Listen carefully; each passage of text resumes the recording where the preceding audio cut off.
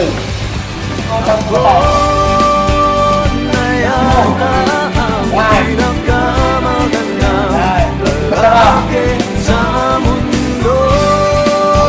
Sa piling mo pagkasama kita ang nadarama.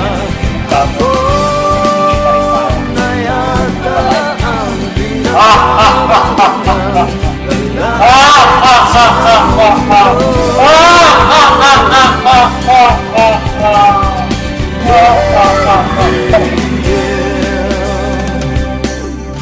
Di malaman anong nakita mo sa'kin. Di katangkatang at gwapo lamang sa dilim. Ngunit di ko nga